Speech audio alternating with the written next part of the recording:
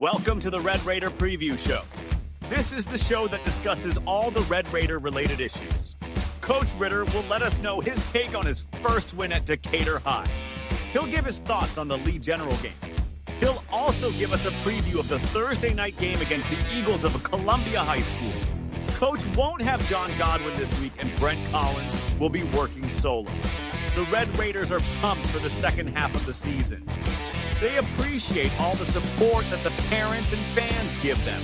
It's good to know that somebody is in their corner rooting for them. And never, ever forget that today is a great day to be a Red Raider. Now on to the Red Raider Preview Show with Brent Collins and Coach Ritter. And Coach Ritter gets the water bucket dumped on him as the Decatur Red Raiders win tonight's homecoming game over the Lee Generals by final score of 44-0. All right, welcome to the Red Raider Preview Show with Coach John Ritter. Sorry we don't have John Godwin with us tonight, but all you got is me, so let's dive right in. First of all, congratulations on your very first win at Decatur, on a homecoming win, 44-0 against Lee Generals. And as we walk through and recap that game, I'd like to hear what your overall thoughts are on the performance. We can go through the offense. It looked like you did introduce a new concept in the Wildcat. I don't think we've seen that. No, that was new. That was new, so I did see that. And we'll talk through defense, special teams, and just the general health of the game. But with that, before we go into that, we always have to talk about the Ritter ruminations, okay? Is that right? That's right. All right, so we talk about, and I hear this all the time in college, how facilities are the difference in a winning and losing team. And so I know we've talked a little bit about that here, but how do you think that plays a role in high school football? And if you do think it, and I do think you think it makes a difference in high school football, can we talk about some specifics maybe that you want to implement here? Yeah, I think it has a huge impact on not only, wanting to keep your kids, but it makes your place a destination, for people that are moving from out of state. When they move somewhere, they look where they want to send their kid, and academics is huge, athletics is huge, facilities can be that tipping point that keeps your program relevant. And then just the overall structure of a program. When you're having to be creative in how you work out because you got more kids than you can work out, it causes extra time. It causes you to divide your staff. It causes, a lot more scheduling than if you have a weight room where you can work out all your kids. Then you start talking about weather, and if you have an indoor and a facility to use like that, weather is not an issue where, if it lightens here, we have to come in and see it. And we've been very lucky. I think we've only had to go in the gym one time, and it was on a Thursday, so it kind of worked out. But I think facilities are a huge part of, not only development, but also the culture of your program. And imagine it would, like you said, it would attract somebody new moving in town, but it may waver somebody that's in town and say, hey, I want to go check out, see what John Ritter and the guys over Decatur have going on. And keeping your own kids. That's right. Especially when you're comparing apples to apples. If you're talking specifics, I know there's probably not a specific project, but if you're listing priority, I know we've talked about it, maybe a Jumbotron, something like that. We get our sponsors out there. We've talked about like a indoor facility right off the north end zone here. But what would you see? You think in the next 5 years we could see? Yeah, I think we've got a good plan. That was part of, I guess, the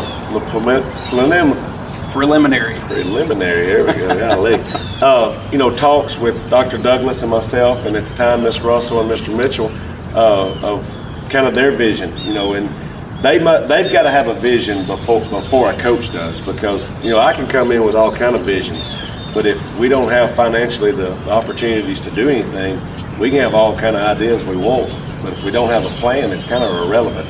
And I think we do have a plan in place.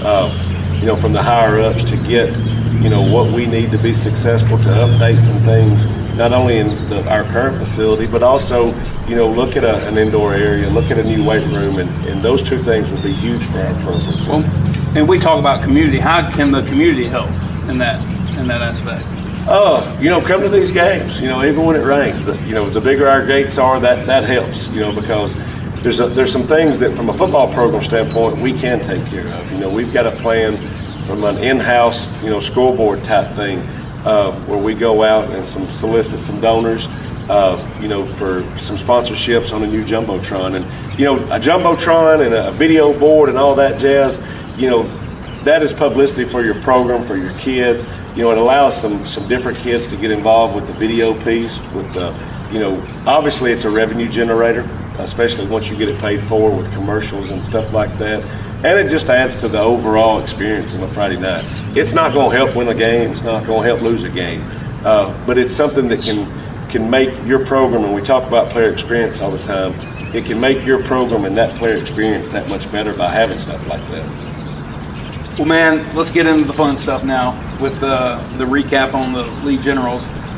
What was your big takeaway from the game? Obviously, it was another blowing windstorm. It just I had my flip-flops on Friday night, and I got them on again tonight. But it seemed like your coaches. Yeah, I think we're cursed when it comes to this weather. You talk about miserable. I was miserable the whole game.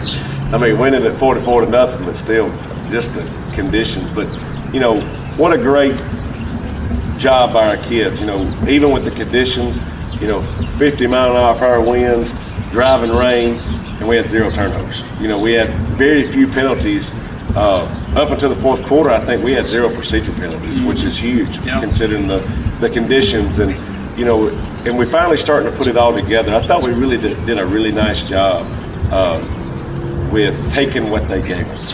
Whether it be in the triple that we ran, which was about 90% of our offense, and then turn around, we were 6 of 9 passing for right at 90 yards. We had 2 drops that if we catch those balls, we're over 100 yards, and we're probably 8 out of 10 or 8 out of 9 passing instead of 6 out of 9.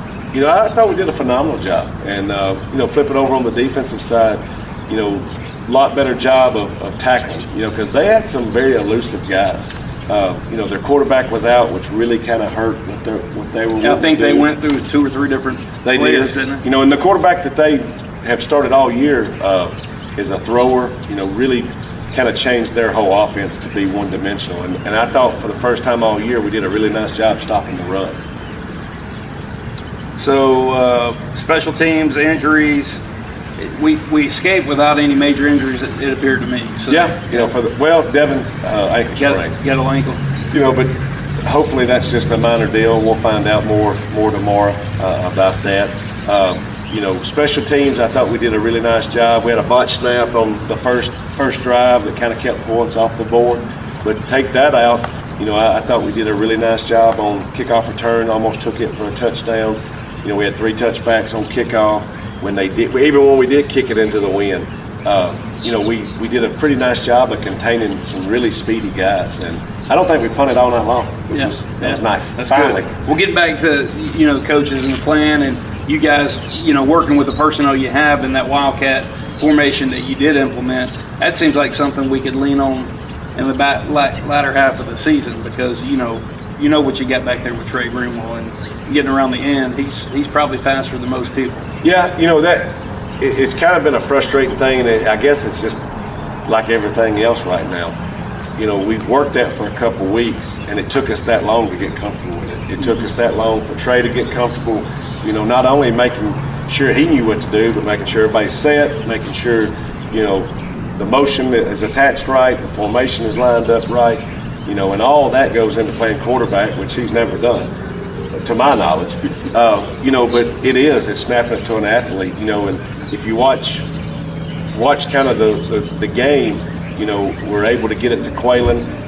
He had 4 targets, he had 1 catch. We're able to get it to Trey by snapping it to him, by throwing it to him, by pitching it to him. And then we got into some 3-back stuff and put Isaiah, Dante, and Devin all in the backfield at the same time. And really doing a nice job of kind of playing to each other's strengths. That made John and I think of what's the formation you talked about want to implement here? Flex. Yeah, flex. A little bit of shotgun flex ball. There you go. All right, game balls. No, Devin Haley's up for the Player of the Week this week. He had close to 100 yards, 3 touchdowns. Any other game? I know you got a game ball. I got one. Right? Yeah, that's pretty nice. Yeah, very nice. Defensively, I thought Jaden Davenport played extremely well. He had 4 tackles for loss. He ended up with right at 8 or 9 total tackles when you count assists and solos, and he had a huge night, and that was great to see that out of a senior, on homecoming. And then Dante Ross, I thought, played extremely well. He had through the air and the ground. Yep. He had 79, right at 80, I think 84 receiving yards, another 25 rushing, and then the things that don't show up in the stat column, and that's blocking for triple and blocking for blast, and allowed Devin to have a monster night because of some things he did. I was really impressed how he was able to hang on to the ball. With it being wet, he was catching, he was running, and that was really good to see. You talk about Davenport. He came around left in on one play, and he timed it perfectly and got the sack with the quarterback. Yeah. That was a really nice play. All right, let's congratulations on the win. Let's look forward to preparation to this week. Columbia, the Columbia Eagles. We'll talk a little bit about their week or their season so far. They have played Priceville, and they lost 6-68. They played at Huffman, lost 16-52. Played at home versus Muscle Shoals, lost 6-63. Played at Hartselle, lost 0-65, and last week played at East Lawrence, lost 12-44. Their head coach is Sean Watson. Their overall record 0-5, and they're 0-2 in 6A region, 7 play. How do you? Obviously, on paper, our guys are going to go in there and see that record coming off of a win, and they're going to. How do you keep them at bay where they don't overlook this opponent and look toward May Jemison next week? Yeah, we told them on Friday, enjoy it, and that's probably one way I've changed coaching over the last, I guess 15 years is, I would normally turn the page that night and start working on Columbia and, not really enjoy the wins. And then the older you get, wins are something that should be celebrated. There's something that should be, enjoyed because, I hate losing more than I like winning, and if that's kind of your attitude all the time, you're not going to enjoy the victories when you do get them. And so, we told them to enjoy it, but Monday at 7, as soon as we get done watching that film, it's time to move on. It's time to flush it, and don't let the hangover of a victory cause a defeat in a game that you should win, by not preparing, by, taking people for granted, and if anybody should take anybody for granted, it shouldn't be us. We're 1-5, and we can't let defeat and we can't let failure, put us in a bad spot, but we also can't let success and victory put us in a bad spot. We got to go out and do what we're supposed to do, how we're supposed to do it, and give ourselves an opportunity to make plays. What are some things offensively, defensively that you guys you preparing your kids to key on versus them, and where do they look at from a special teams aspect? Offensively, they're a traditional Columbia team. They do a lot of stuff, and they've got a lot of athletes. Now, that doesn't always equate to being successful, and obviously they haven't been scoring a ton of points, and they've struggled in the win column, but they've got some guys. They've got some guys that can run. They've got some receivers that can fly, some backs that can run, and much like Lee, the goal is to not let them get going. We can't let them get in space. We can't let them get creases. And against Lawrence County last week, East Lawrence, they had, they creased them on counter. The guy took it 70. They creased them on a pass, and the guy took it 65. So they've got playmakers, but if you don't let them get going, then it's kind of hard to score. And that's what we want. We want to make people snap the ball, because just like us, a good high school team is going to struggle to put 16, 17, 18 play drives together. A team that's struggling is going to be really hard to do that. And so we got to make them snap the ball. On offense, it's kind of, I think we pose a unique problem for folks now that we've kind of settled into what we do. Because triple option offense is hard to stop, because it especially when you can be balanced formationally. And, our motions haven't tipped our plays up until this point. Being able to get into some three-back stuff, we can go right or left. We've run a lot of different formations in very few plays. And, when you have a dive, a quarterback, and a pitch guy, it really makes defenses play sound football. And I'm not so sure everybody prepares for dive, quarterback, and pitch week one, and it's hard to prepare for that in 3 days. And hopefully that's going to give us an advantage over the next, not just this week, but the next 4. Well, the keys to the Raider victory. The same as they always are. Offensively, we've got to limit our turnovers, we've got to limit our mistakes, and make plays when we get opportunity to. And I think we did a really good job of that against Lee. Defensively, it's make people snap the ball. Don't give up big plays in the run game. Don't give up big plays in the pass game. Tackle in space. And, when you get an opportunity to get a turnover, you got to make it. And whether that be an interception, a fumble, whatever. And, but the main thing is tackle. And we did a lot better job of that Friday night. It was just tackling. Well, you can tell the kids have grown up. I mean, it's midway at week 7, and they played disciplined ball Friday night. And I know that's the expectation for this week. So, with that being said, before we get into our mystery questions, let me take a minute to talk about our sponsors, our platinum sponsors that make this possible. Evans and Harris PC, Gold Rush Tax, Fluid Engineering, Decatur Coca-Cola Bottling, Miss Melissa and Jamie Penley, the Core Construction Group, United Community Bank, Early Services, Decatur Utilities, Guy's Pharmacy, John Pilot with Eagle Creek, Culver's, Dr. Lou Sample, and David Peak. And now our diamond sponsor, JW McCool Home Inspection Service, BCA General Contractors, B&B Roofing, Prodigy Services Incorporated, Decatur Morgan Hospital, Impact Sales and Services, Stovall Marks Insurance, Fort Mallard Nutrition, and J&M Signs. All right, I think I'm going to take it easy on you today on the I appreciate it. the mystery questions. But I will say, I mean, a wife in any sporting event, that they have to know that football seasons are tough as far as having time with their significant other. But as far as work-life balance, I know that's something we try to stress in our business. But how do you do that for you, and how do you do that? How do you implement that and instill that into your assistant coaches to maintain a work-life balance through the gruel of the season? Well, I'll probably do a better job telling our assistants how to do it rather than doing it. I do a very poor job at it. I'm probably not the best. I'm a little bit OCD. I'm a little bit compulsive. I think I was up to about 3 a.m. Friday night watching Lee. Our game with Lee 2 or 3 times, watching Columbia 2 or 3 times. I think you got to balance it. And I think, I'm very inclusive when it comes to families.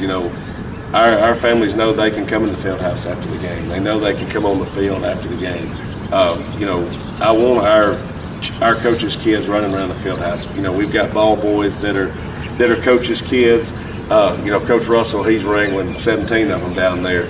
And really feel like that they're a part of it, because they are. And I probably do a very poor job throughout the week of making sure that Lauren knows that and my kids know that, but I don't know. I just do a poor job at it. I don't really have an excuse. She probably wouldn't say that as much as you're saying that for yourself. I don't know. I pour myself into other kids, and I guess I take that personally too. I want all of our kids, including my own, to know that they are cared for, that they are pushed, But at the end of the day, I love seeing Lincoln and Lillian and Lauren come on the field. I love them having them in the field house, and really just being a part of any time that they can be a part of it. Speaking of Lillian, she was a ring bearer, and she looked very pretty out there. Lauren was out there and supporting her, taking pictures. But Was she nervous putting that crown on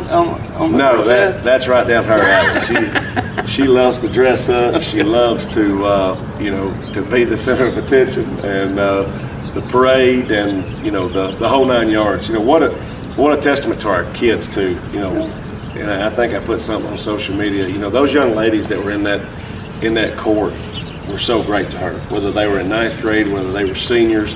There was 2 or 3 senior girls that really took up with her and made sure that during their special time, she had a special time too. And that's just one of the many reasons why Decatur has great kids. And that's just a small example of it. But for my father, that was awesome to see those high school girls really take up my 8-year-old or 9-year-old. She didn't care that it was raining, did she? No, she didn't. She didn't. She wasn't worried about her hair, makeup, or anything like that. She was just out there enjoying the moment. She was. She had a great time. I mean, I can't say enough good things about the event, those girls, Miss Whitmire, all of them. I appreciate you guys making it a family affair. Lauren was out here. Lincoln at the end of the game. I mean, he's hanging on Daddy. But I will get a little silly on one question, but it really ties into the work-life balance. Maybe planning your off-season vacation, but vacation. All right, so Orange Beach, Alabama, or Aspen, Colorado. Snow skiing or laying by the beach. That's tough. Or if those two don't, maybe something else. I don't care. I can relax anywhere I go. But it doesn't matter. Now, I don't love the cold, but I love going to Gatlinburg. I love the mountains. I've never been to Aspen. We try to go to the beach during the summer. Either place. I just like it. So Lauren, I know my wife. Now, she's beach all day long. Now, my wife's beach. I mean, she's the hot. She doesn't want to go to the cold. See, I'm not real big on that getting up at 6 a.m. and going and putting the umbrellas out, the chairs out, and the 52 bags that we got to take, because each kid has 3 bags, my wife has a bag.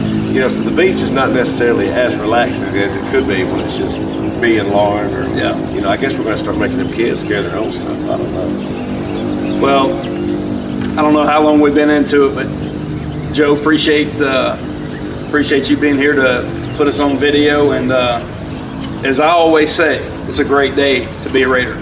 Send it back to the booth.